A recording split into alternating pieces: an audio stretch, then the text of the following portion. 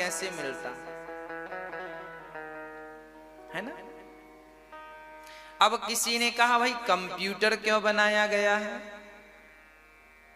क्यों बनाया गया है? काम को सरल करने के लिए कंप्यूटर बनाया गया है। काम को सरल करने के लिए ना बनाया गया है। भाई मशीन क्यों बनाई गई है? काम को तेजी से और आसान करने के लिए मशीन बनाई गई है। उसी प्रकार ये संसार बनाया गया है। अच्छा, अब ये प्रश्न खड़ा हुआ कि जब संसार नहीं था तब हम सब कहां थे? तब कहां थे हम जानते हो?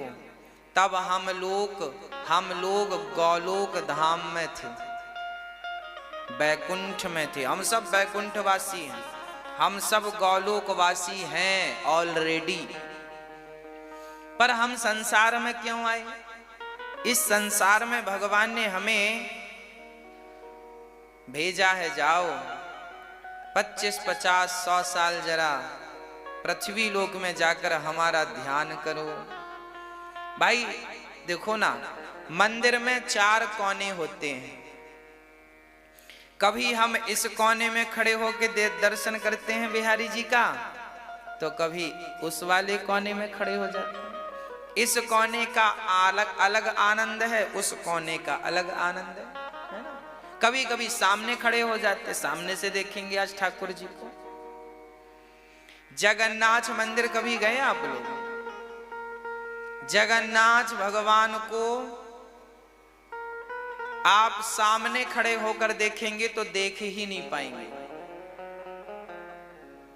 केवल जगन्नाथ भगवान का मंदिर ही ऐसा है कि वहां जगन्नाथ भगवान को बाहर से यदि आप सामने खड़े होकर देखेंगे तो देख ही नहीं पाएंगे। फिर कहां से देखना पड़ता है? थोड़ा किनारे से, इस तरफ से, है ना।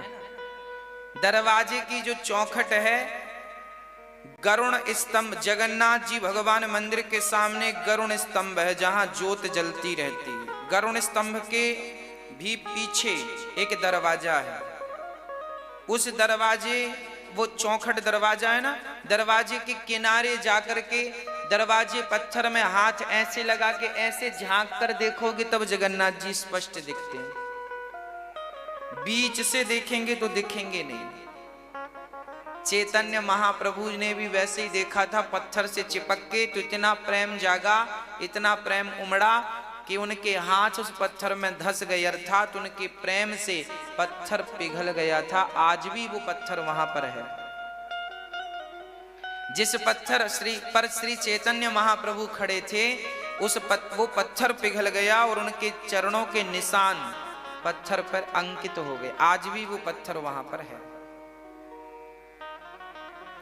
तो क्या अर्थ है? सामने से नहीं, थोड़ा किनारे से, किनारे से देखने का अपना आनंद है। अच्छा, मंदिर में जब आप अंदर घुस जाते हैं जगन्नाथ जी भगवान के, जब आप गर्भगृह में घुस जाते हैं तब तो फिर वहां और आनंद है। पर वहां धक्का मुक्की ज्यादा है, आप खड़े नहीं हो सकते।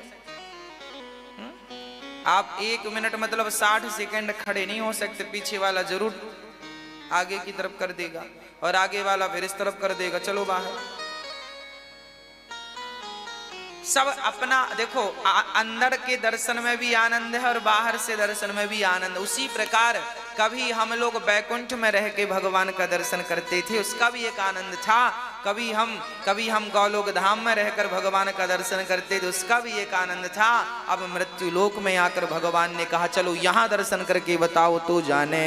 यहाँ भगवान हमारे संग लुका छिपी खेल रहे हैं। हम लोगों को भी ना मैया जी, ओ मेरी माँ, हम लोगों के साथ ना भगवान लुका छिपी खेल रहे हैं। आपने कभी खेला है बचपन में लुका छिपी? खेला? हमने तो बहुत खेला है। 8-10 लोग इकट्ठे हो जाते थे और 10 छिप जाते थे और एक ढूंढता था। पहला ये, दूसरा ये, तीसरा ये, चौथा ये, पांचवा ये, छठा ये, और उसके देखे बिना किसी ने उसको पकड़ लिया तो फिर वो दाम देगा। हाँ पकड़ लिया। भगवान का भी कभी कभी मन होता है भक्तों के संग खेलने का। गोलोक धाम में तो साथ साथ थे, बैकुंठ में भी साथ साथ थे। भगवान बोले चलो खेलने चलें। अच्छा ये बताओ, आप रहते घर में हैं, सोते घर में हैं, खाते घर में हैं, पर खेलते घर में नहीं हैं। खेलने के लिए अलग जगह चाहिए बड़ी सी। हम लोग गांव में जाते थे खेलने, जिसका घर खाली हो उसके घर में घुसते थे, उसके घर में खेलते थे। वो भले गाली देता रहे, पर खेलेंगे तेरी घर में।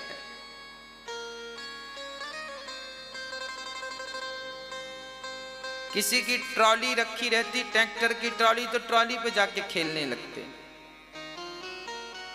कोई ट्रॉली को ट्रैक्टर में फंसा के जा रहा हो तो पीछे ट्रॉली पे लटक जाते, वो खेल चलता। बैलगाड़ी जा रही है तो बैलगाड़ी से लटक गए। मतलब आदमी रहता घर में है, खाता घर में है, पर खेलता घर में नहीं। घर में मजे ही नहीं आता, जगह कम होती है, बाहर खेलता। उसी प्रकार भगवान रहते तो अब देखो, हम लोग कभी गोलोक धाम में थे, बैकुंठ में थे, हम सब भगवान के निज धाम पर थे। परंतु भगवान ने कहा चलो खेलने चलते हैं। तो खेलने के लिए भगवान ने ये संसार को बनाया है, ये दुनिया बनाई है। लोग कहते हैं ना दुनिया क्यों बनाई? भगवान भक्त के संग खेलने के लिए ये दुनिया बनाते, प्रपंच। भगवान हमारे संग लुका छिपी खेल रहे हैं। गोलोक धाम में भगवान, तुम छिपे थे, हम छिपे थे, तो भगवान ने तुम्हें पकड़ लिया। पहला ये पकड़ में आ गए। दूसरा ये, आप सबको भगवान ने पकड़। अब भगवान बोले चलो हम छिपते हैं, तुम ढूंढना। तो मृत्यु लोक में हम जब से जन्म लिए हैं तब से उन्हें ढूंढ रहे हैं। जगन्नाथ जी कहाँ हो? ऐसी जगह छिपे हैं भगवान के, मिल ही नहीं रहे हैं। लोग सब ढूंढ रहे हैं। कोई जंगल में जाके ढूंढ रहा, कोई वृंदावन में ढूंढ रहा, कोई केदारनाथ में, कोई बद्रीनाथ में, कोई रामेश्वरम में, सब ढूंढ रहे हैं, पर मिलेंगे कहाँ? अरे भाई मुझे बाहर ना ढूंढो, भगवान तो तुम सबके भीतर ही छिप करके बैठे हैं। अपने भीतर, अपने अंतःकरण में झांक कर देखो, तुम्हारे भीतर बैठे हैं भगवान। ये संसार भगवान ने इसलिए बनाया है कि यहाँ भक्त के साथ भगवान रमण कर सकें, खेल सकें। और भक्त हमसे कितना प्रेम करता है। हम गोलोक धाम बैकुंठ में भगवान के सामने थे, दिन रात हम उन्हें दर्शन करते थे, पर संसार में आकर के देखो ना, माया मोह में से उलझ गए। क्यों उलझ गए? तुम पैसों में क्यों उलझ गए? तुम्हें किसने उलझाया है? भगवान ने थोड़ी कहा है कि तुम पैसे पैसे के पीछे भागो, तुम जबरदस्ती उलझ गए। भगवान थोड़ी कहते हैं कि तुम बेटा बेटा के पीछे भागो, तुम जबरदस्ती उलझ गए। भगवान थोड़ी कहते हैं कि तुम हमें भूल करके संसार में रम जाओ, समा जाओ ना। भगवान तो यही कहते हैं कि काम करते हुए बेटा, अपने गृहस्थ धर्म को पालन करते हुए मेरा स्मरण करते रहना, मेरा चिंतन करते रहना।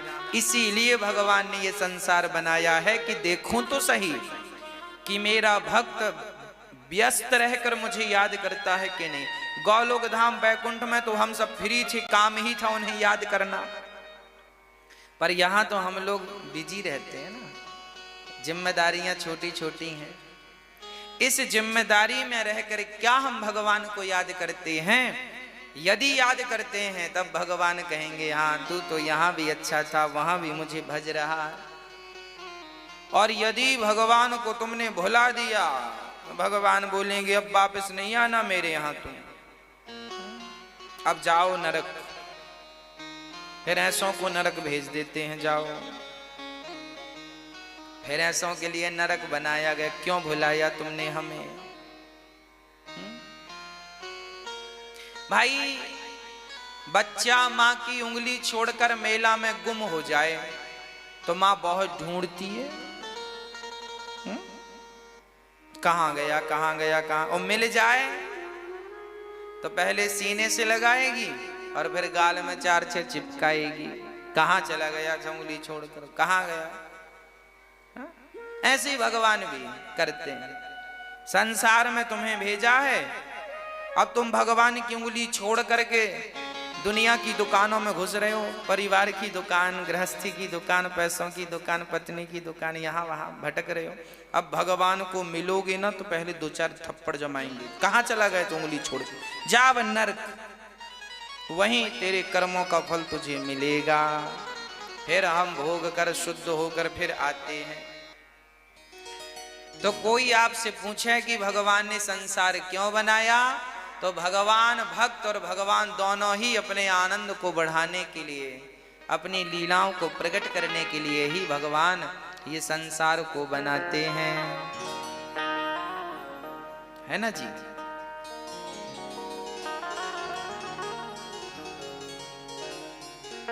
तेजो वारि मृदाम यथा विनिमयो यत्र त्रिसर्गो मृषा। भगवान में तीनों गुण मृषा, कौन? सतोगुण, रजोगुण, तमोगुण। भगवान हम तो तीनों गुणों से हैं, है ना। किसी के भीतर सतोगुण की प्रधानता है, किसी के भीतर रजोगुण की, किसी के भीतर तमोगुण की। सतोगुण किसे कहते हैं? जिसकी बुद्धि सात्विक हो, अच्छे काम में जो लगा है वो सतोगुणी है। सतोगुणी। आप भगवान का नाम जप रहे हैं, आप भगवान का चिंतन कर, आपके विचार, आप झूठ नहीं बोलते, कपट नहीं करते, छल नहीं करते, ईर्ष्या नहीं करते, द्वेष नहीं करते, घृणा नहीं करते, आप सतोगुणी हैं। ये आपकी पहचान है। यदि आपके भीतर कोई बुराई नहीं है तो आपको क्या कहा जाएगा? ये व्यक्ति तो सतोगुणी। फिर रजोगुणी।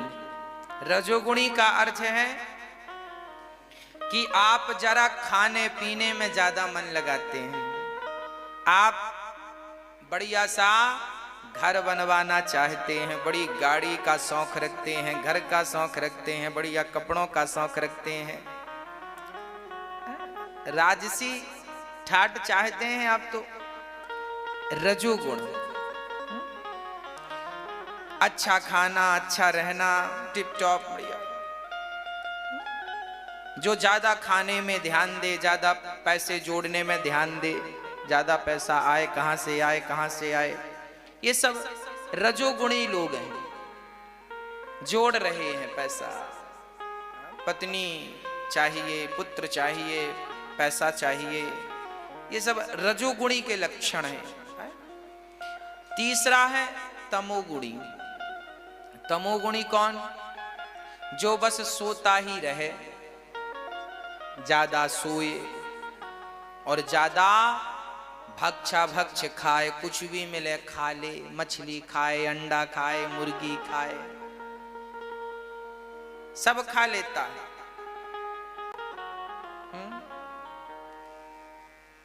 ऐसा व्यक्ति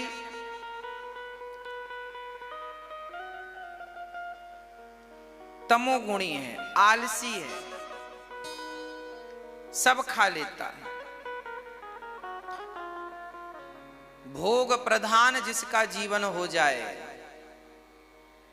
तमोगुणी है वो। कहते ना बड़ा तमोगुणी है, तामसी व्यक्ति है। चिड़चिड़ापन जिसके भीतर भरा है, गुस्सा जिसके भीतर भरा है, ये सब तमोगुणी के लक्षण हैं। तो हम लोगों में या तो सतगुण सतोगुण है, या तो रजोगुण है, या तो तमोगुण है। पर भगवान कैसे हैं? भगवान त्रिगुणातीत हैं, उनमें ये तीनों गुण नहीं है। तो प्रश्न खड़ा हुआ, फिर भगवान क्या बिना गुण के हैं? बोले ना, भगवान में दिव्य गुण है। भगवान में तो दिव्याति दिव्य गुण भरे पड़े हैं, दिव्य गुणों से सुशोभित है परमात्मा। ऐसे भगवान जो सत्य स्वरूप हैं, ऐसे भगवान की हम वंदना करते हैं। सत्य स्वरूप हैं, हाँ। सत्यम परम धीमहि, सत्यम परम धीमहि। ईश्वर सत्य है, हाँ। ऐसे भगवान जो धर्मः धर्मः प्रोजित कैतवोऽत्र परमो निर्मत्सराणां सताम् वेद्यं वास्तवमत्र वस्तु शिवदम् तापत्रयोन्मूलनम्।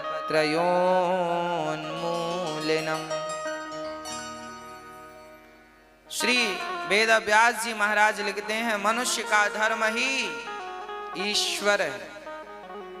धर्म क्या है? सबई पुंसाम परो धर्मो, सबकी सेवा ही परहित सरिस धर्म नहीं भाई। सेवा ही धर्म है। प्रश्न खड़ा हुआ, मनुष्य का धर्म क्या है? मनुष्य मात्र का धर्म क्या है? कोई आपसे पूछे कि आपका धर्म क्या है, तो बताओ आप क्या जवाब देंगे? देखिए, सबके धर्म अलग अलग हैं। यदि पुरुष है तो पुरुष के लिए धर्म अलग है, स्त्री है स्त्री के लिए धर्म अलग है, पिता है पिता का धर्म अलग है, आप अतिथि हैं तो आपका धर्म अलग है, आप गृहस्थ हैं तो धर्म अलग है, सन्यासी हैं तो धर्म अलग है, वानप्रस्थी हैं सो धर्म अलग है, ब्रह्मचारी हैं सो धर्म अलग है। हर काल परिस्थिति में धर्म बदल जाता है। अच्छा, धर्म तो वही है, पर धर्म के कुछ मायने बदल जाते हैं। कैसे, वो भी मैं आपको समझाऊंगा, नहीं तो आप समझ नहीं पाएंगे। देखिए, जैसे स्त्री का धर्म है, स्त्री का धर्म है एक ही धर्म, एक व्रत नैमा, काय वचन मम पति पद प्रेमा। स्त्री का धर्म है पति की सेवा करना। पुत्र का धर्म है माता पिता की सेवा करना। पिता का धर्म है पुत्र को उचित संस्कार देना। ये पिता का धर्म है। पिता का धर्म है कि वो अपने पुत्र को केवल इंग्लिश मीडियम में पढ़ाकर डिग्रियां बस ना दिलाए। पिता का धर्म है कि वो अपने बेटे को हाथ पकड़ करके सन्मार्ग में लगाए, अच्छे कार्यों से जोड़े। बेटा देख, तुझे कभी रास्ता भटकना नहीं है, पढ़ा लिखा है, पैसा कमाना, पर झूठ से असत्य से नहीं, सत्य की रोटियां खाना सीख। ये पिता ही बेटे को सिखाकर जाए कि तुझे कभी गलत करके रोटियां नहीं कमानी, सदा सत्य के मार्ग में चलना है।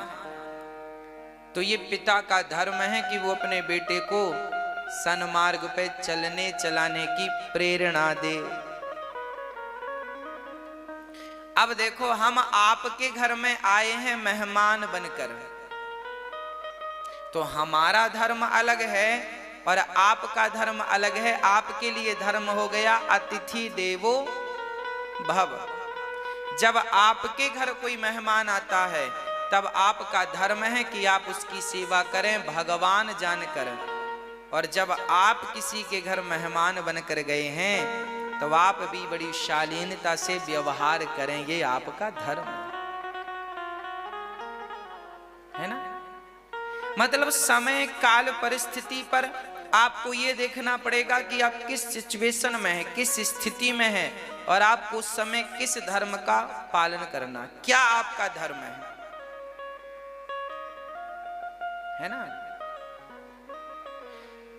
किसी की जान ले लेना धर्म है कि अधर्म है, ये बताओ।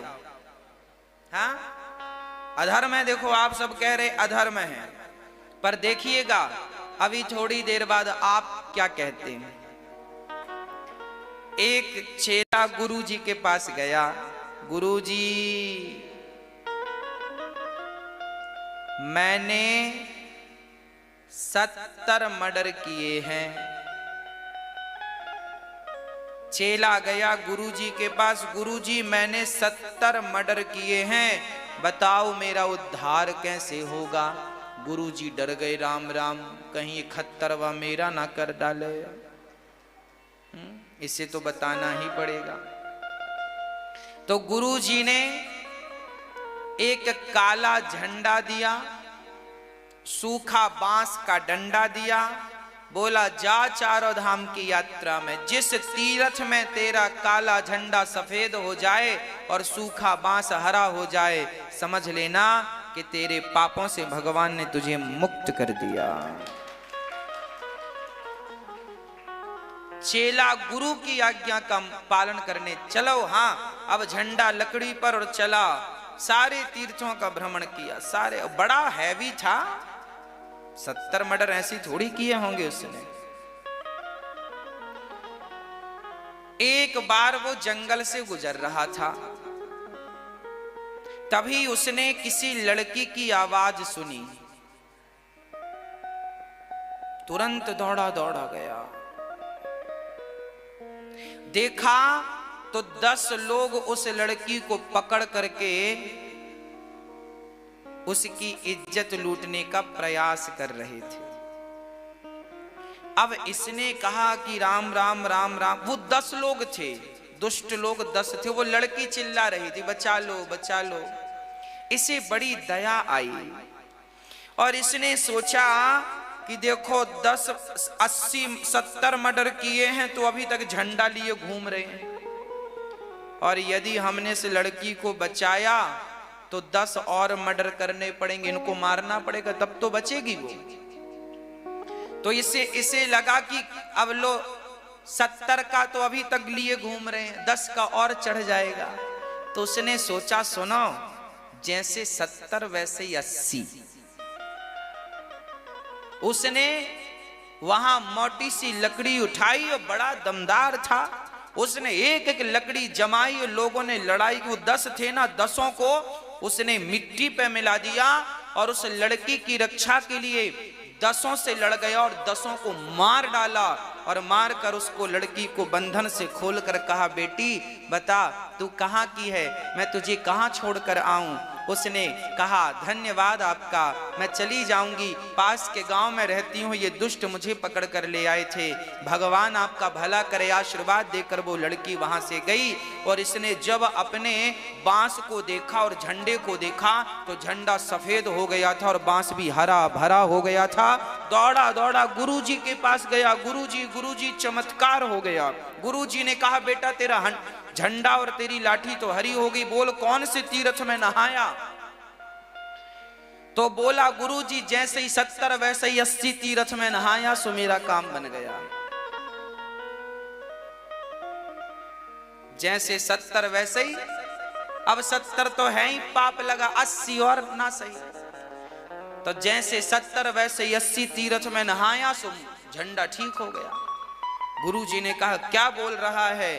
बोला गुरुजी एक लड़की को लोगों ने पकड़ रखा था, देखा नहीं गया, मैंने उसकी लाज बचाई, उसकी जान बचाई, तो देखो भगवान ने मेरा बांस हरा कर दिया।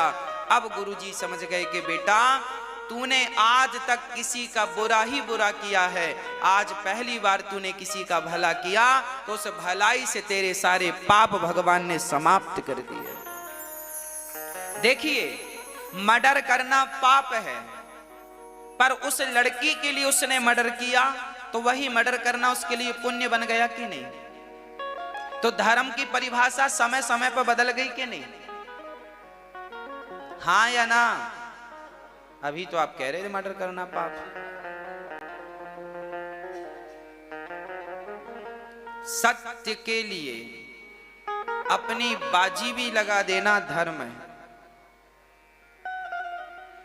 दुशासन ने भरी सभा में जब द्रौपदी के केस पकड़े थे, उस समय उस दुशासन को मार देना ही धर्म था,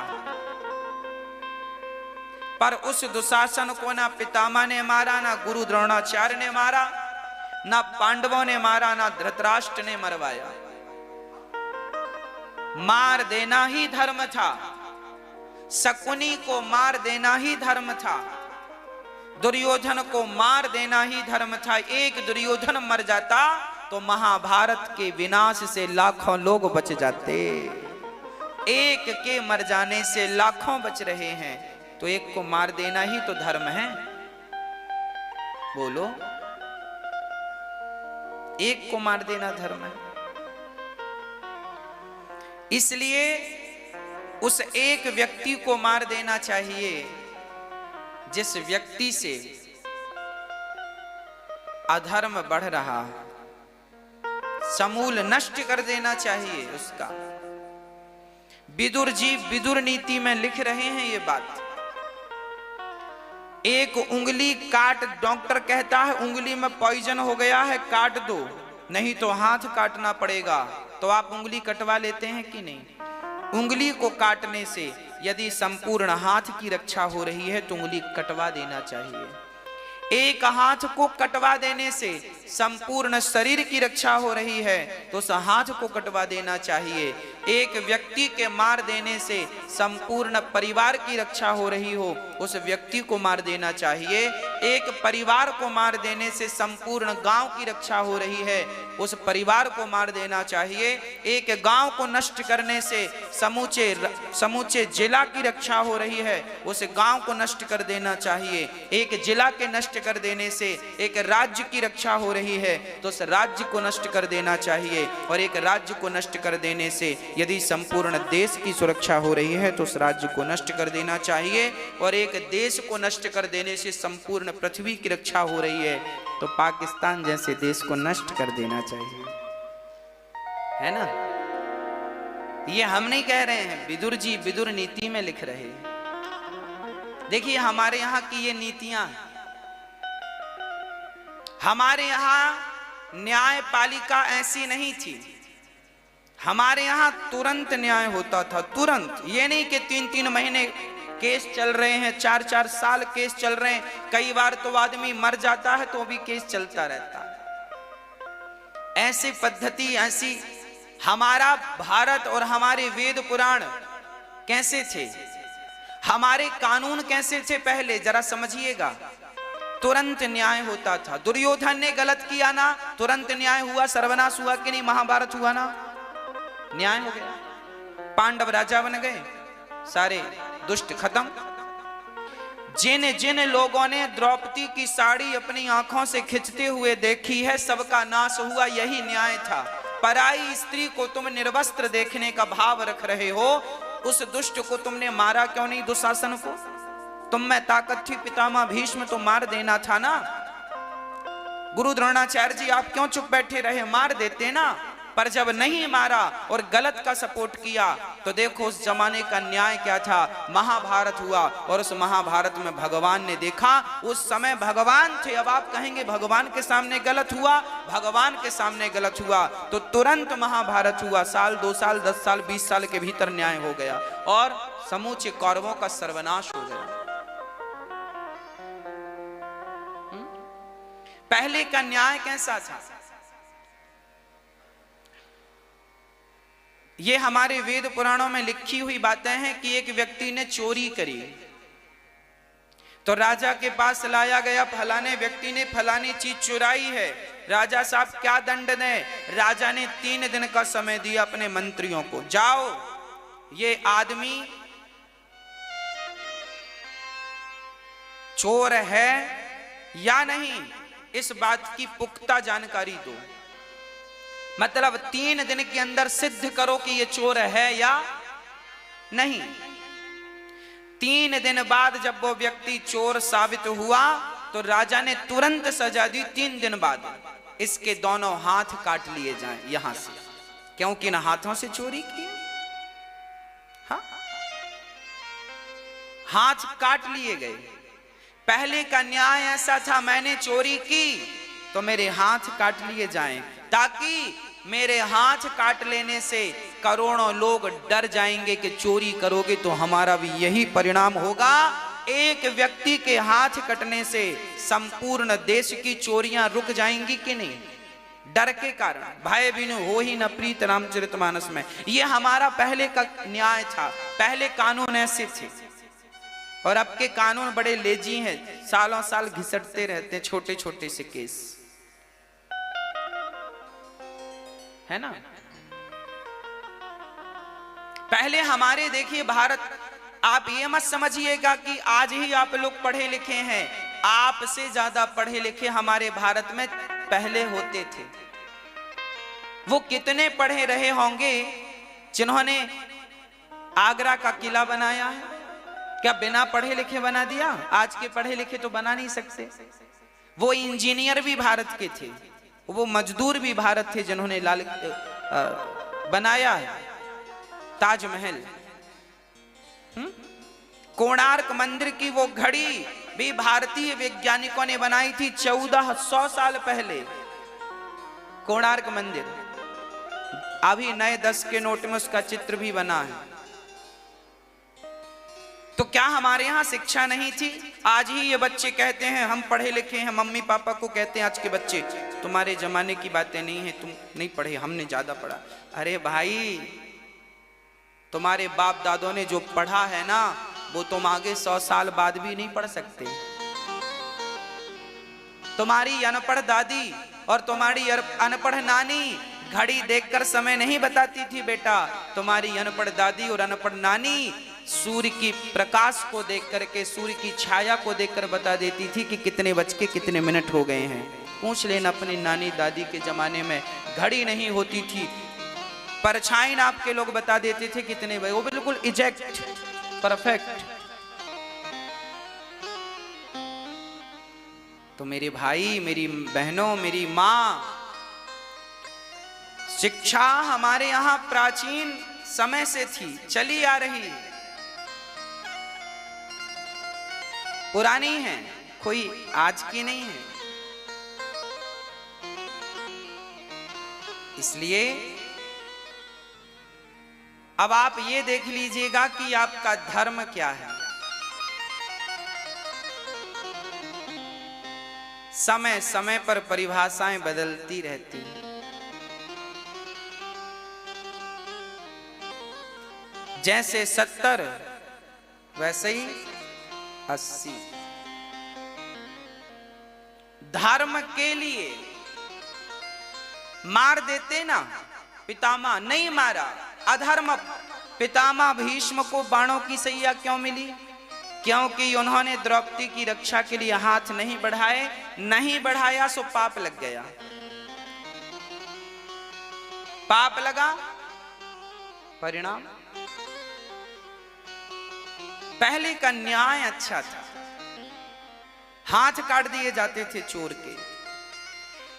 मैंने पढ़ा, आपने श्रवण का नाम तो सुना ही होगा। श्रवण का नाम तो जानते हैं ना? आप श्रवण को तो जानते हैं, पर आप शायद श्रवण के माता पिता को नहीं जानते। आज हम आपको बताएंगे कि श्रवण के माता पिता कौन थे। श्रवण के माता पिता अयोध्यावासी थे।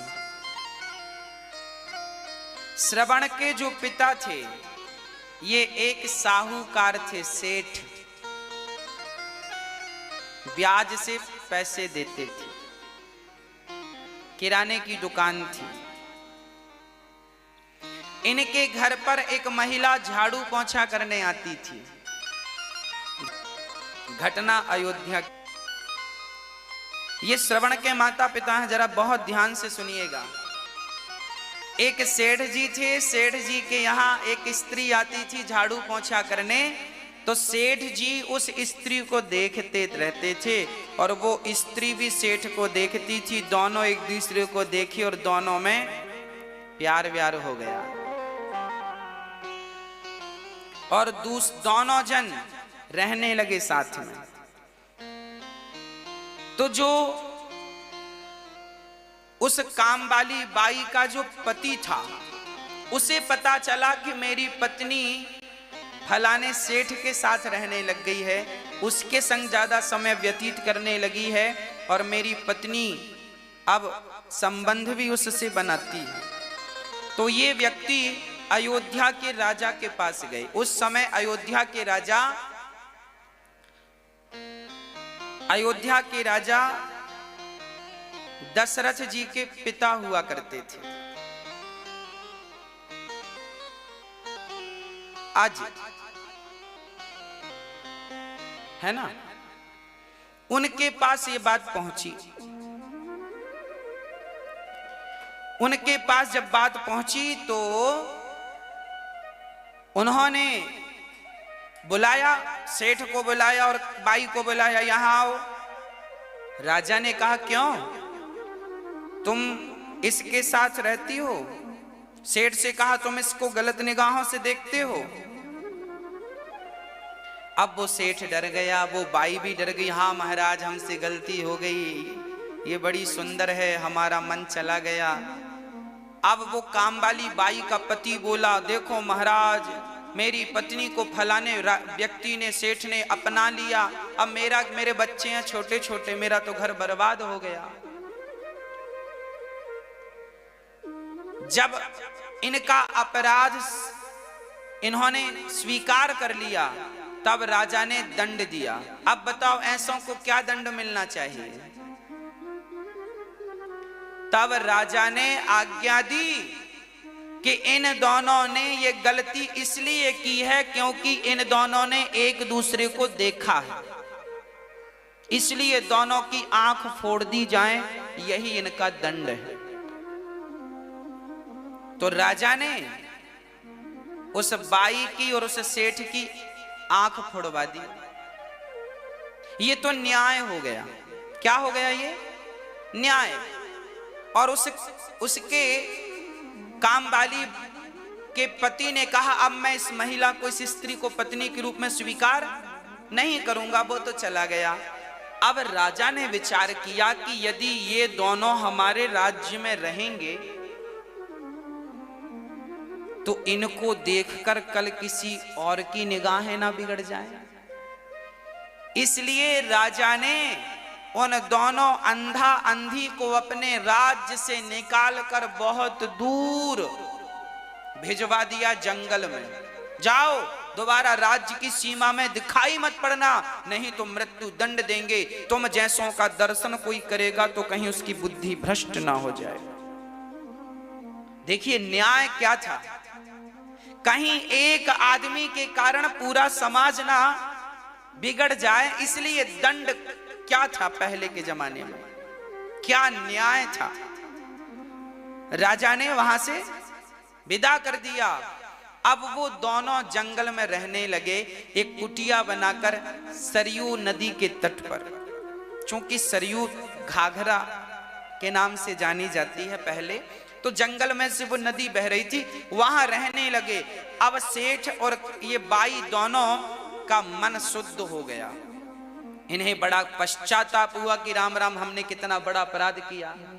इन्हें अपनी गलती समझ आई और दोनों अब पति पत्नी की तरह रहने लगे और भगवान में मन लगा लिया। और जब भगवान में मन लगाया, निष्काम भाव से जब भगवान की भक्ति की, तो भगवान की भक्ति के बल पर भगवान ने इनके अपराध को माफ कर दिया।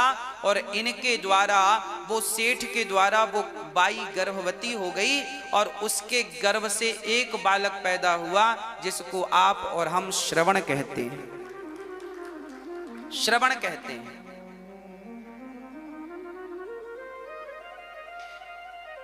फिर श्रवण अपने माता पिता की सेवा करने लगे। श्रवण का विवाह हुआ तो श्रवण की पत्नी अपने अंधा अंधी को महेरी खवाया करती थी। महेरी जानते हैं? छाछ जानते हैं? छाछ, मही, मट्ठा, छाछ। छाछ में चावल डाल दो, थोड़ा सा नमक डाल दो और उसे पका करके खा लो, उसे महेरी बोलते हैं। तो जो श्रवण की पत्नी थी, वो अपने अंधा अंधी को छाछ में चावल पका करके खवाती थी और अपने पति को दूध में चावल पकाकर, मतलब खीर खवाती थी। अच्छा, दोनों दिखने में एक से दिखते थे। तो श्रवण के माता पिता सामने ही बैठ के खट्टी खीर खाते थे और ये मीठी खीर खाते थे। एक दिन श्रवण के माता पिताजी की थाली की जो खट्टी वाली खीर थी, महेरी, वो ज्यादा गर्म थी। तो श्रवण ने पिता की थाली स्वयं ले ली और अपनी थाली पिता को दे दी। तो अब जब पिता ने खीर खाई तो पिता ने कहा, बेटा श्रवण, आज घर में कोई उत्सव है क्या? बोले, पिताजी उत्सव तो नहीं है। क्यों? बोले आज घर में खीर क्यों बनी है? श्रवण ने कहा पिताजी खीर तो रोज बनती है। ना बेटा, मैं तो आज पहली बार खीर खाया हूं। अब श्रवण ने पिता की थाली जब उठाकर चेहवा पे रखी तो खट्टी थी, दिखने में सेम थी एक सी, पर स्वाद में अंतर, एक खट्टी एक मीठी। तब श्रवण अपनी पत्नी के पास गया तो उसने एक ऐसा घड़ा, ऐसा बर्तन बनवाया था कि जिसका मुंह तो एक था पर पेट दो थे। एक तरफ वो मही छाछ पकाती थी चावल के संग, और एक तरफ दूध पकाती थी चावल के संग शक्कर मिश्री डालकर। एक ही बर्तन में दो आइटम बनाती थी। देखो कितनी बुद्धिजीवी थी। उससे लगा अंधा अंधियों पर, सास ससुर पर कौन दूध का खर्चा करे, इन्हें तो छाछी खवाओ। पर श्रवण ने कहा कि जब मेरे माता पिता के संग मेरी पत्नी भेद करती है, जो मेरे माता पिता की सेवा नहीं कर सकती, मैं उसके पास क्या रहूं। अपनी पत्नी को कहा कि तेरे भीतर इतना कपट है, ऐसे कपटी स्त्री के संग रहकर मेरा भला नहीं होगा। अब मैं किसी के भरोसे माँ बाप की सेवा नहीं करूंगा, अब मैं स्वयं अपने माँ बाप की सेवा करूंगा। तब अपने माँ बाप को अपने पालकी पर बिठाकर कंधे पर, और श्रवण ने अपने उन्हीं अंधे माँ बाप को भगवान की चारों धाम की यात्रा कराई। देखिए ऐसे माता पिता जो कि चरित्र से गिरे थे, ऐसे माता पिता का बेटा श्रवण भी जब माई बाप की, तुम्हारे माता पिता कैसे भी हों, तुम अपने माँ बाप की सेवा करोगे, तो श्रवण जैसे बच्चे ने जब माँ बाप की सेवा की तो उन्हें भगवत धाम प्राप्त हुआ, और पुत्र के कारण उनके माता पिता भी भगवान के धाम को चले गए। अधोगति किसी की नहीं हुई, दुर्गति किसी की नहीं हुई। उनकी पत्नी भी जब मरी तो उनकी भी सदगति हुई, क्योंकि थी तो पत्नी ही। भले बुद्धि बिगड़ जाए तो क्या हुआ, सजा तो मिल गई, बाद में सब ठीक हो गया। कितनी बढ़िया शास्त्रों की बातें और कितना सुंदर ज्ञान है, सार युक्त। क्या न्याय पद्धति थी तब, गलत करने का कोई सवाल ही खड़ा नहीं होता। तुमने किसी स्त्री को गंदी निगाहों से देख दिया, टच कर दिया तो आंख फोड़ दी जाती थी। चोरी की है तो हाथ काट दिए जाए। अच्छा, राम राज्य में भी एक न्याय मिलता है। एक भिखारी ने एक कुत्ते को पत्थर मार दिया, ये लिखा है वाल्मीकि रामायण में। एक भिखारी ने कुत्ते को पत्थर मार दिया तो कुत्ता राम के पास आया, राम से कहने लगा, अच्छा राम के जमाने में पेड़ पौधे भी, कुत्ता बिल्ली भी बात करते थे। हाँ, बात करते थे उस जमाने में। राम जी से कुत्ते ने कहा, राम न्याय दो, न्याय दो, न्याय दो। क्या न्याय चाहिए तुम्हें? कुत्ते ने कहा, मैं तो जा रहा था और मैंने भिखारी को देखकर भौंका तो भिखारी ने इतना बड़ा पत्थर मुझे मार दिया है, देखो खून निकल रहा है। राम जी ने कहा, बुलाओ भिखारी को। भिखारी को बुलाया गया। भिखारी से राम जी ने, देखो राम का न्याय देखिएगा, न्याय पद्धति राम के जमाने में क्या थी वो सुनिएगा। राम ने भिखारी को बुलाया, भिखारी आया। राम जी ने भिखारी से पूछा, क्यों तुमने इस कुत्ते को मारा है? भिखारी ने कहा, हाँ मारा। राम ने कहा, क्यों मारा? भिखारी बोल रहा, हमें देख के भौंक रहा था सो हमने मार दिया। राम जी ने कहा, कुत्ता नहीं भौंकेगा तो क्या तुम भौंकोगे? उसका तो स्वभाव ही भौंकने का, तो भौंकेगा तो क्या खोपड़ी फोड़ दोगे उसकी? अब राम जी ने न्याय किया। अब आप बताओ कि कुत्ते को पत्थर मारने की क्या सजा हो सकती है? राम ने क्या जवाब दिया होगा? राम ने कैसे न्याय किया होगा? तब राम ने कुत्ते से पूछा कि चल भाई तू ही बता कि तुझे इसने पत्थर मारा है, तो तू ही बता कि इसे कौन सी सजा दी जाए। तो कुत्ते ने कहा, देखो राम का न्याय, भाई जिसे आपने प्रताड़ित किया है वही बताएगा ना कि इसे अब क्या सजा देना है।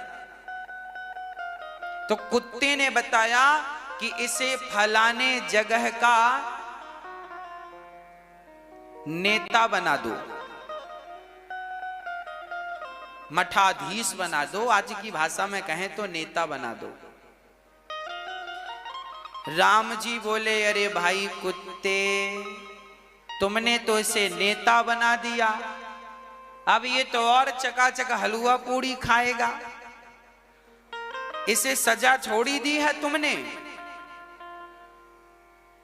तब कुत्ता बोला, राम जी, आज मैंने इसे जो नेता बनाया है ना, पिछली बार मैं भी वहीं का नेता था, पर नेता बनकर मैं दूसरों का हक खाता रहा, दूसरों का अधिकार खाता रहा, दूसरों के नाम पे पैसे आए तो खुद खा लिया, खाता रहा, तो मैं पाप के कारण कुत्ता बना। और ये भी जब नेता बनेगा, उस पद पर पहुंचेगा तो ये भी पाप करेगा, और पाप करेगा तो फिर ये भी कुत्ता बनेगा, और जब ये कुत्ता बनेगा तो फिर इसकी खोपड़ी में कोई पत्थर मारेगा, तब मेरा बदला पूरा हो जाएगा। इसलिए अभी इसे नेता बनाओ, बाद में अपने से फिर कुत्ता बन जाएगा। क्योंकि जो व्यक्ति गलत करता है, जो व्यक्ति गलत करता है उसे तो फिर भोगना ही पड़े, गलत ना करे तो फिर बनने की जरूरत ही नहीं है। अब देखिए, राम के राज्य में कुत्तों को भी न्याय मिलता था, तो जिनके राज्य में कुत्तों को न्याय मिलता था, उनके राज्य में प्रजा कितनी सुखी रही होगी, आप कल्पना कर सकते हैं। इसलिए आज तक हम लोग राम राज्य की कामना करते हैं, कल्पना करते हैं, क्योंकि राम के राज्य में कुत्तों को भी न्याय मिलता था। और आज के जमाने में आदमियों को, इंसानों को न्याय नहीं मिलता। हाँ,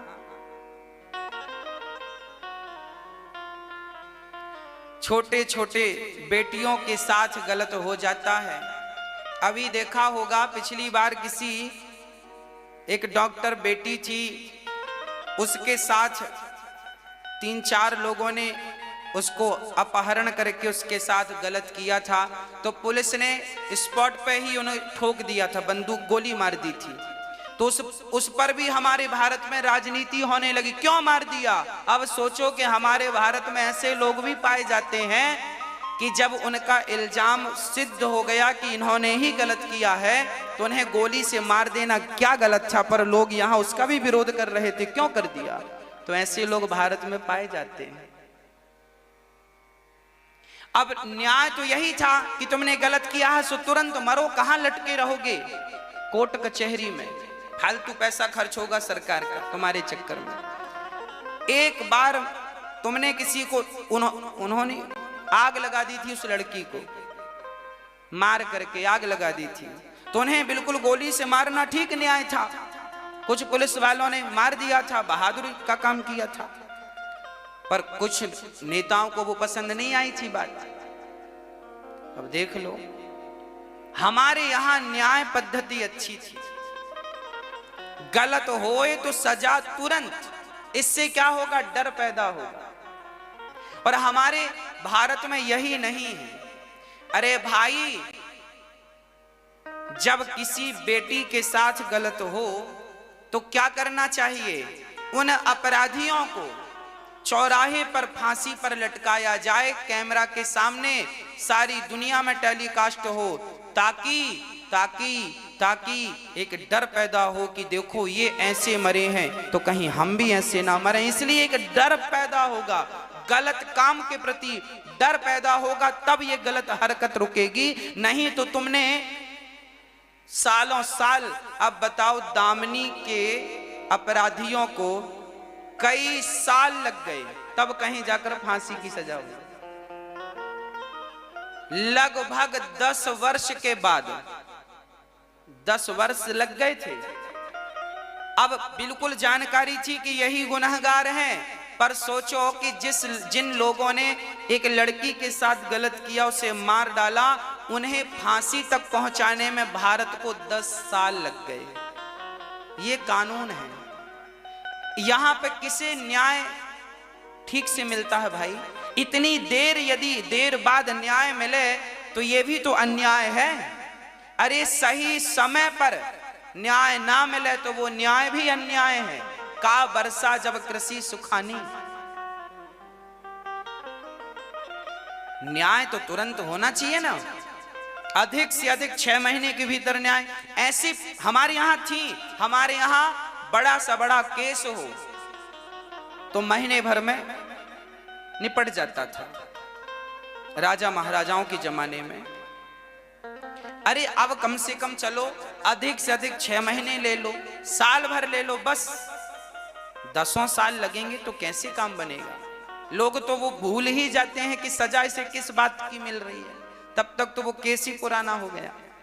इसलिए न्याय पद्धति और स्ट्रांग होनी चाहिए, गलत को बिल्कुल छोड़ा ना जाए, तब हमारा भारत जाकर के विश्व गुरु बनेगा, जो कि ऑलरेडी था। कब बनेगा? जब न्याय पद्धति अच्छी होगी। न्याय अच्छा होगा तो डर होगा, डर होगा तो लोग गलत नहीं करेंगे। ये बात तुलसीदास जी लिख रहे हैं।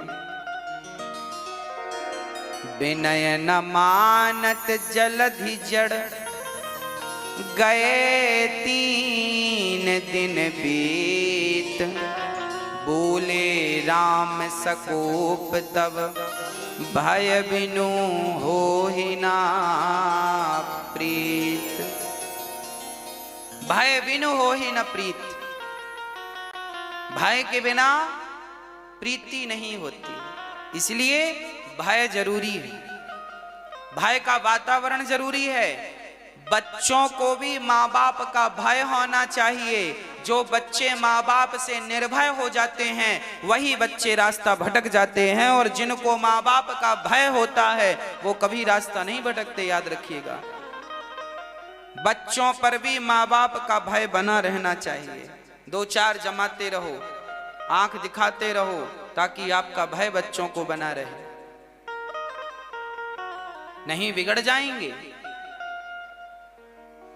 मनुष्य का धर्म क्या है? अंत में सार यही निकला कि सेवा ही मनुष्य का धर्म है। गोस्वामी जी लिख रहे हैं, परहित सरिस धर्म नहीं भाई। और धर्म की एक व्याख्या गोस्वामी जी और कर, गोस्वामी जी ने धर्म की 3 व्याख्याएं की। पहली व्याख्या गोस्वामी जी लिख रहे हैं, परहित सरिस धर्म नहीं भाई, पर पीड़ा सम नहीं अधमाई। दूसरी व्याख्या, धर्म न दूसर सत्य समाना, आगम निगम पुराण बखाना। तीसरी, सत्य ही धर्म है, ये दूसरी व्याख्या गोस्वामी जी तीसरी लिख रहे हैं।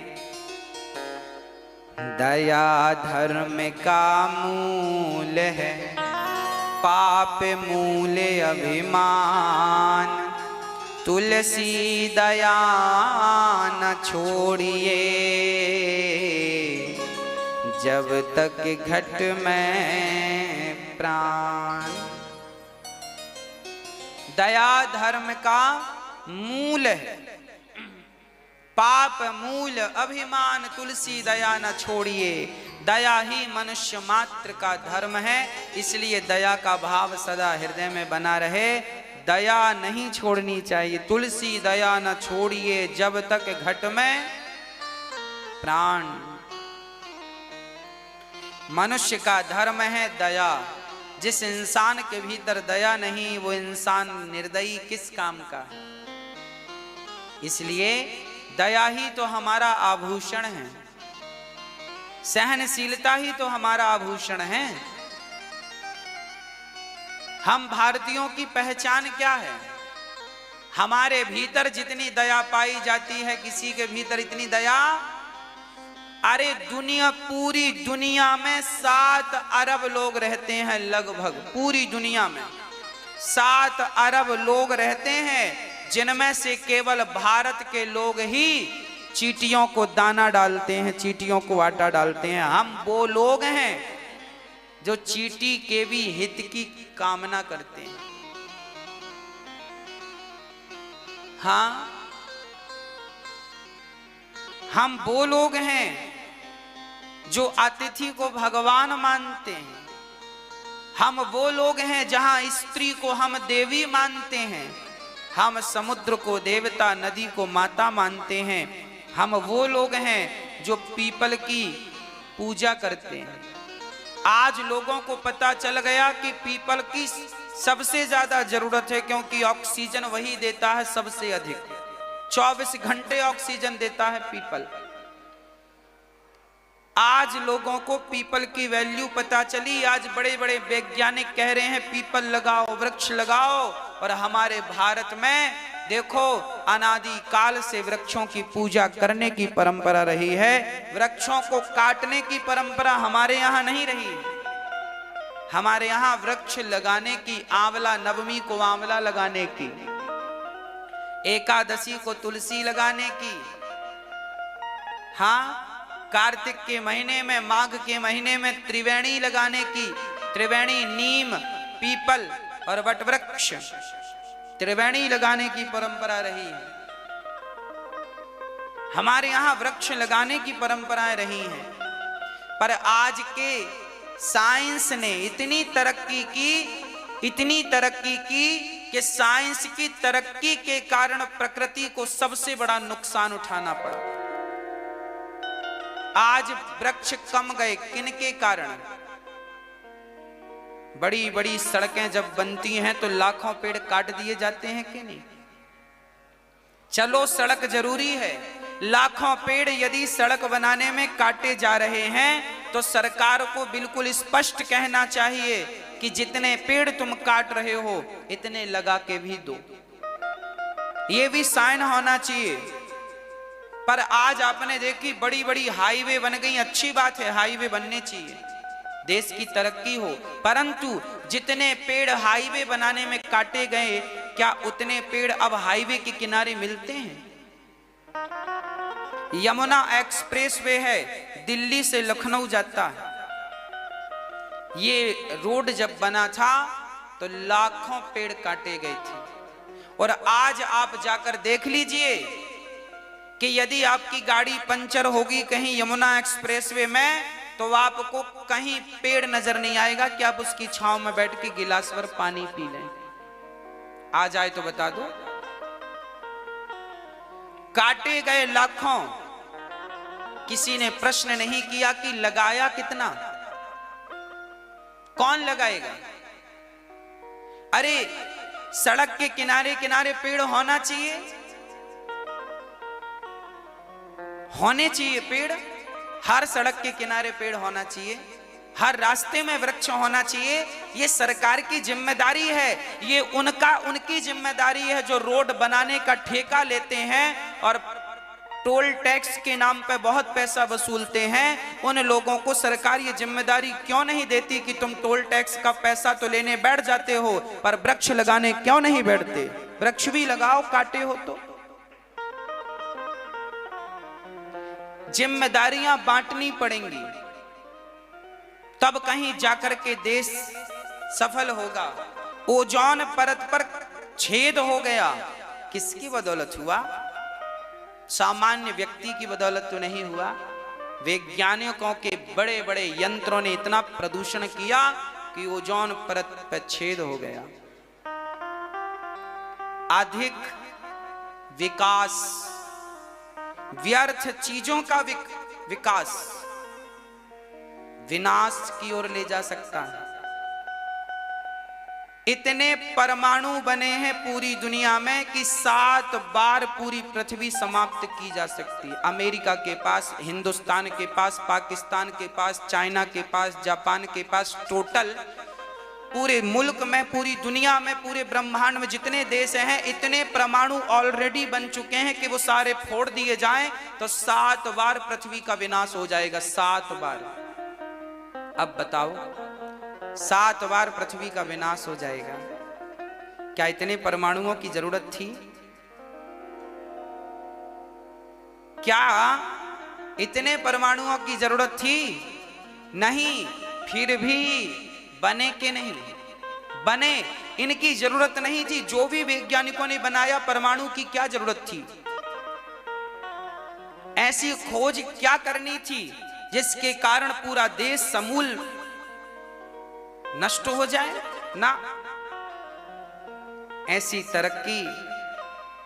अब कहने में तो यही आता है कि चाइना कुछ और बना रहा था और कोरोना वायरस बन गया, तो आखिर नुकसान तो पूरे दुनिया का हुआ ना। सबका नुकसान हुआ कि नहीं इस कोरोना से? कई लोग तो मारे गए बेचारे, भूख प्यास से मर गए। तो ऐसी रिसर्च करो ही क्यों जो प्राणी मात्र का सर्वनाश करने पर तुली हो। क्या करेंगे फिर सड़कें बना करके जब इंसान ही चलने वाला नहीं बचेगा? क्या करोगे ऐसी संरचना करके जब उसे भोगने वाला ही कोई नहीं बचेगा? क्या करोगे ऐसे एरोप्लेन बना के जब उसमें कोई बैठने वाला ही नहीं बचेगा? याद रखना, साइंस जितनी भी चीजें बनाती हैं उन सब की शोभा आपसे और हमसे है, इंसानों से। इंसान बचेगा तो सब रहेगा, इंसान ही नष्ट हो जाएगा। तुम्हारी टेक्नोलॉजी के कारण तो फिर भोगेगा कौन उसको? इसलिए यदि पेड़ काटे जाते हैं तो लगाने की भी जिम्मेदारी सरकार उन्हीं कंपनियों को दे जो रोड बनाती हैं। हाँ, और बहुत गंभीरता से इन चीजों को लेना होता है। दया ही हमारा धर्म है, दया कभी ना छोड़िए। जीव मात्र पर दया करना हमें सिखाया गया है। हम भारतवासी हैं, हम लोग युद्ध करते थे, महाभारत जैसे महायुद्ध हो गए, पर धनुष बाण से हुआ। हम धनुष बाण से लड़ने वाले लोग थे। धनुष बाण से ये फायदा था कि जिसको मारोगे वही मरेगा, और परमाणु से ये नुकसान है कि जिसको मारेगा वो तो मरेगा और लाखों लोग निर्दोष और मर जाएंगे। हाँ या ना? आज की पहले का धनुष बाण हम जिसे मारते थे उसी को लगता था। आज की मिसाइल फेंकी जाए तो निर्दोष लोग ज्यादा मरते हैं। मतलब पहले भी आविष्कार था, आज भी आविष्कार है। फर्क यह है कि पहले का आविष्कार विनाश नहीं करता था किसी का, आज का आविष्कार समूल विनाश करने पर तुला हुआ है। हाँ, पहले भी वायु के वेग से चलने वाले रथ होते थे, पहले भी हवाई जहाज होते थे। रावण के पास पुष्पक विमान था पर प्रदूषण लेस था, कोई प्रदूषण नहीं था उसमें। आज भी विमान है पर सब प्रदूषण, सबसे ज्यादा प्रदूषण प्लान करते हैं, आपको पता है? हवाई जहाज, हेलीकॉप्टर, ये सबसे ज्यादा प्रदूषण करते हैं और यही सबसे ज्यादा ओजोन परत को नुकसान पहुंचाते हैं। पहले भी यात्राएं होती थी, ऐसा थोड़ी कि पहले यात्राएं नहीं, पर पहले इस बात का ध्यान रखा जाता था कि प्रकृति को नुकसान ना हो। आज इसका कोई ध्यान नहीं रखता कि प्रकृति को नुकसान हो रहा है कि नहीं हो रहा है। बाद में फिर रोने से क्या फायदा कि लोग छेद हो गया ओजोन परत में। पहले से ही समझना था ना, पहले से ध्यान रखना था। अभी भी पूरे लॉकडाउन में फ्लाइटें बंद रही हैं, फिर भी क्या कोई रुका? सबका काम धाम हुआ बराबर, यात्राएं भी लोगों ने की। मतलब बिना एरोप्लेन के भी जीवन संभव है कि नहीं है ना? तो क्या जरूरत थी ऐसे आविष्कार की जो पूरी प्रकृति को नष्ट करने पर तुला हो। आने वाले समय में साइंस ये कहता है कि पृथ्वी में पीने का पानी नहीं बचेगा, ऑक्सीजन का सिलेंडर पीठ में लटका के तुम्हें घूमना पड़ेगा तब ऑक्सीजन मिलेगी। पेड़ कटते जा रहे हैं। आने वाली 2-4 पीढ़ी बाद, अभी 1-2 साल पहले गर्मियों के टाइम पर पानी नहीं बचा था पीने को। जब गर्मी आती है ना तो टीवी पे देखते हैं ना, कई शहरों में पानी नहीं होता। भारत में ही ऐसे बहुत शहर हैं जहां पानी नहीं मिलता पीने को, गर्मियों के टाइम। फिर ऑक्सीजन नहीं मिलेगा, पानी नहीं मिलेगा, तो रह के क्या करोगे, जी के क्या करोगे, मर नहीं जाओगे। इसलिए जल है तो कल है, पेड़ पौधे हैं तो हम सब हैं। हमसे पेड़ पौधे नहीं हैं, पेड़ पौधों से हम हैं। इसलिए हम सबको जागरूक भारतीय बनना चाहिए, हम सबको पेड़ लगाना चाहिए, जल बचाने का संकल्प लेना चाहिए। इसी से हमारे भारत का उत्थान है, इसी से कल्याण है। शास्त्र देखिए हर चीज को स्पष्ट भाव से रखते हैं। ये जो भी मैं बोल रहा हूं मेरी बातें नहीं है, शास्त्रोक्त बातें हैं। आपके कल्याण के लिए शास्त्र लिखे गए, हम तो केवल हिंदी अर्थ करके आप तक पहुंचा रहे हैं ताकि आपकी समझ में आए। ईश्वर सगुण है या निर्गुण है, ये भागवत जी का प्रश्न है। ईश्वर सगुण भी है और निर्गुण भी है। अब आप कहेंगे कि सगुण कैसे, निर्गुण कैसे? हमारे भारत में आज भी ऐसे लोग हैं जो मूर्ति पूजा नहीं करते। हमारे भारत में आज भी ऐसे लोग हैं जो मूर्ति पूजा नहीं करते। कोई बात नहीं, देखिए आप पूजा करते हैं कि नहीं वो आपकी स्वतंत्रता है, हमें कोई लेना देना नहीं है। पर गलत तब होता है जब आप मूर्ति पूजा करने वालों को ताने मारते हैं, उन्हें पागल समझने लगते हैं। आप मूर्ति पूजा मत करिए, हमें कोई ऐतराज नहीं, पर जो लोग कर रहे हैं उन्हें तो मत टोकिए, उन्हें तो मत परेशान कीजिए। आज हमारे भारत में मूर्ति पूजा नहीं करते कुछ लोग, और जो मूर्ति पूजा करते हैं उन्हें पागल कहते हैं वो लोग कि तुम पागल हो, मूर्ति पूजा करते हो। तो जरा आपको कोई मिले जो मूर्ति पूजा को नहीं मानता हो, वो जब आपको कभी मिले और कभी बात प्रसंगवश चले तो मेरी बात जरूर सुनवाइएगा उस भाई को। देखिए मूर्ति पूजा क्यों जरूरी है वो मैं आपको समझाता हूं। जो आदमी कहे कि तुम क्यों मूर्ति, अच्छा वो लोग कहते हैं कि हम मूर्ति पूजा नहीं करते, भगवान तो निराकार है, सब जगह उपस्थित है, तो फिर मूर्ति की पूजा क्यों?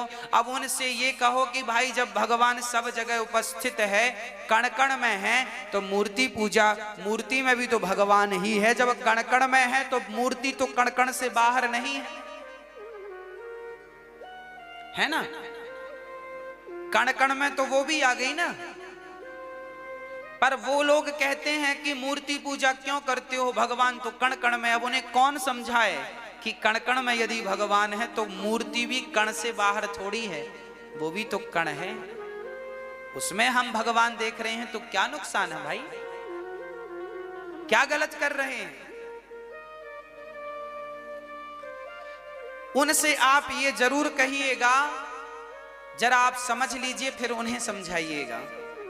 देखिए आपने अपनी मां का दर्शन किया है, अभी मैं आपसे कहूं कि चलो आप अपनी अपनी मां का चेहरा देखो, कैसी है आपकी मां। जरा इमेजिन करो कि आपकी मां, आप जरा देखो ध्यान करके, मां कैसी है आपकी, गोरी है कि काली है, कि आपकी मां जैसी हो आप देखो, उसका चित्र आपकी आंखों में आ रहा है कि नहीं? बताओ मुझे जल्दी से देख के। आपकी मां का चित्र आपकी आंखों में आ गया ना? बोल देखो अपनी मां को, आ गया कि नहीं? हाँ या ना? बोलो हाँ कि ना? एक कल्पना किया आपने कि मां ऐसी है तो आ गया मां का चित्र। अब एक बात बताओ, जिस बच्चे ने अपनी मां को कभी देखा ही नहीं है, बचपन में मां मर गई थी, उस बच्चे से कहा जाए कि बेटा तुम अपनी मां को देखो, तो क्या वो मां को देख पाएगा? क्यों नहीं देखेगा? क्योंकि उसने कभी अपनी मां को देखा ही नहीं। भाई जब आप अपनी मां को देखेंगे तब तो उसकी आकृति बनाएंगे, भाव से इमेजिन करेंगे। मां की स्वरूप का देखा ही नहीं है तो किसका इमेजिन कर लेंगे, किसकी आकृति बना लेंगे? उसी प्रकार जैसे मां को देखा है तो फिर उसके ना रहने पर भी उसकी आकृति बनाई जा सकती है। देखा ही नहीं है तो आकृति किसकी बनाएंगे? तो हम लोगों ने बिहारी जी को देखा है कि ऐसे हैं बिहारी जी। हम लोगों ने जगन्नाथ जी को देखा है, जगन्नाथपुरी में जाकर के जगन्नाथ भगवान ऐसे हैं। अब वो हमारे सामने नहीं है तो भी हम उनकी आकृति बना सकते हैं, उनके भावों में डूब सकते हैं, उनका चिंतन कर सकते हैं, उनका ध्यान कर सकते हैं।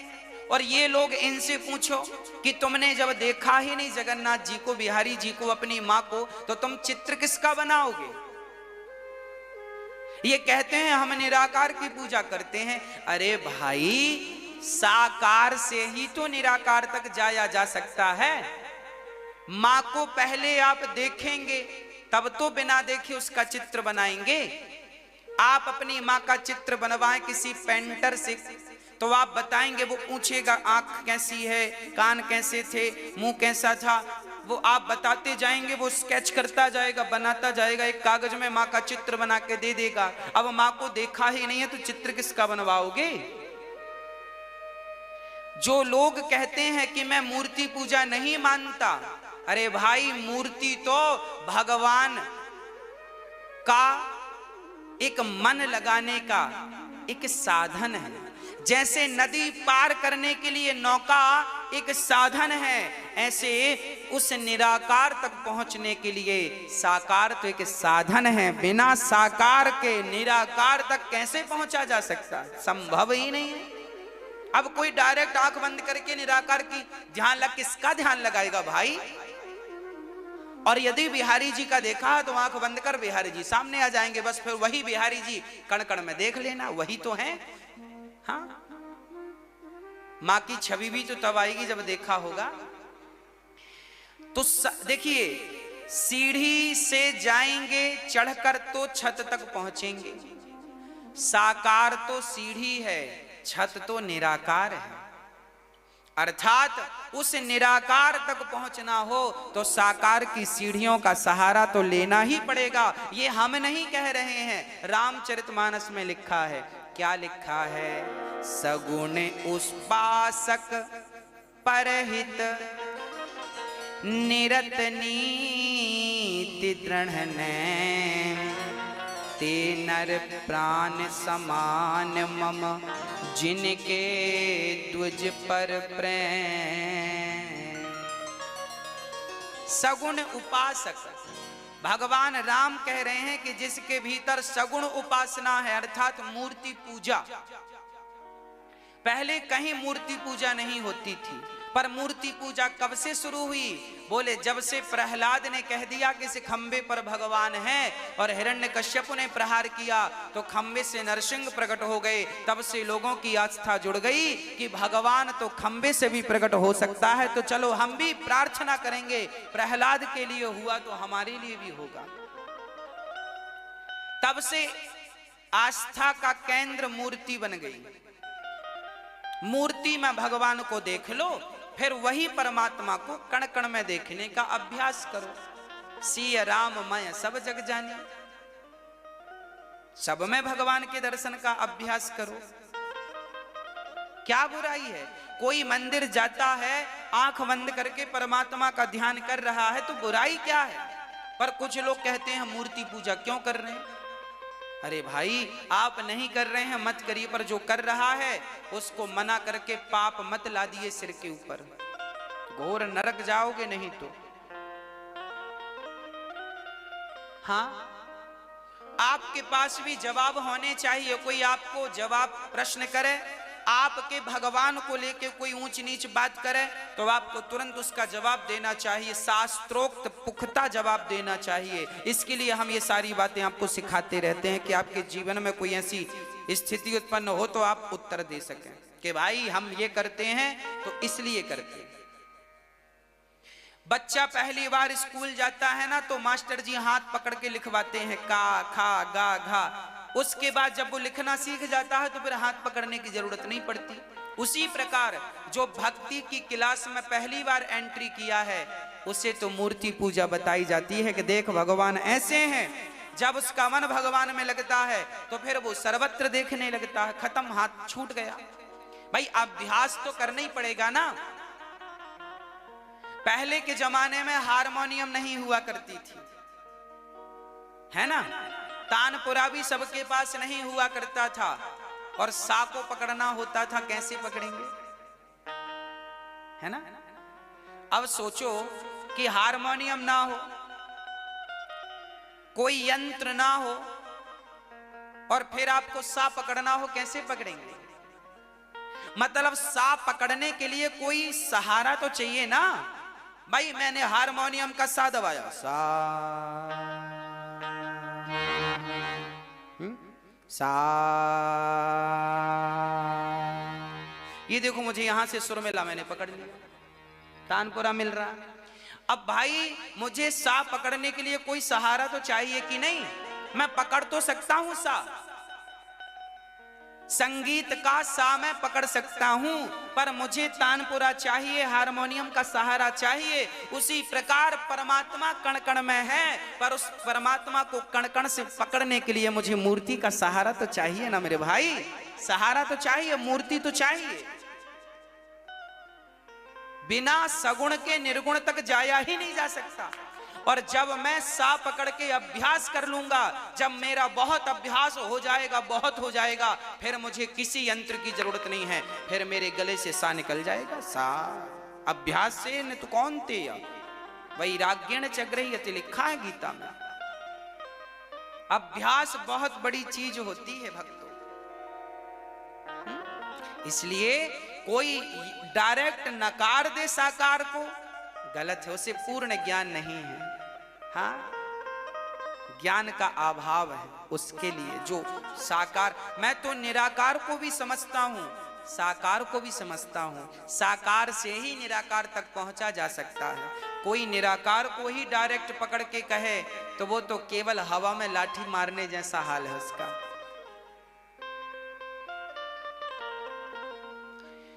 अब धर्म किसकी शरण में गया। भगवान के अवतार धर्म सत्य की शरण में गया। भगवान के